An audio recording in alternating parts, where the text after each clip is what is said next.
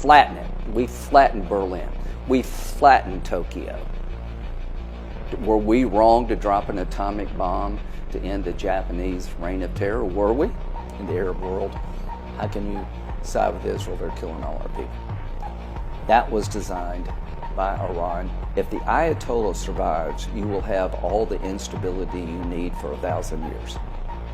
Because he withstood America, he stood up to all of us, the entire West, and stood us down. So Hamas, Hezbollah, and the Houthis, they're going to be on steroids pretty soon. And how do you build on the Abraham Accords if the Ayatollah is still standing?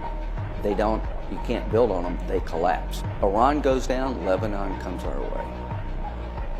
Hezbollah is next. The mothership of terrorism, if it sinks, then Hezbollah will be weaker in Lebanon. There'll be a moment in Syria, everything will reset. What do you say to those critics who say, this isn't why we elected President Trump? We asked him to make the economy better, not for regime change. Well, you really don't understand the role of the president in the history of America and the world. You To the voters? Yeah, I think so. I think people are behind him taking on Iran. If you don't realize that the president of the United States has to deal with things that nobody imagined before the election, then you made a mistake. The President's Board of Peace, lots of press, I should say, around what the future of Gaza will be. The future of Gaza has two outcomes, with Hamas, without. If Hamas is not disarmed, there is no future in Gaza. Let me tell you why. Who would want to buy a $10 million condo in Gaza with Hamas controlling? Is that the plan, really? I don't know. A real estate well, development? right now, that won't work. Let me tell you why. Nobody's going to invest in Gaza if Hamas has any ability to come back. Let's say that the Ayatollah withstands all this bluster and he's still out there as a potential figure.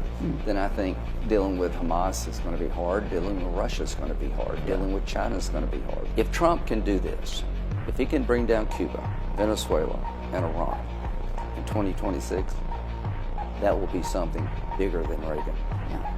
Many people in this part of the world say what happened in Gaza does not align with Christian values. Killing children, killing mothers, I'll be honest killing with families you. who are not militants. Yeah, I don't buy that at all. Why? Because what did we do in World War II? Did we think 1 minute about starving the Germans? Did we bomb every city into smithereens?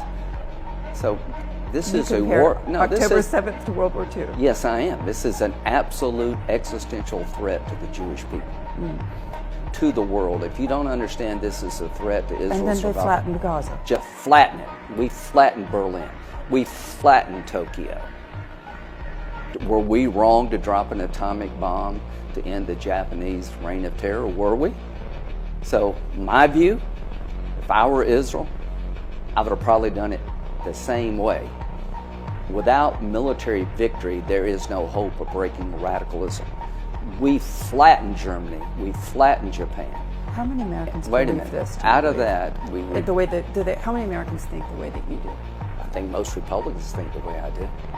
Even young ones. You're just out of touch if you don't understand Republican. I hate to see innocent people and children displaced and killed. Yes, it's a TV war. We didn't have TV in World War II. Well, now it's a phone war.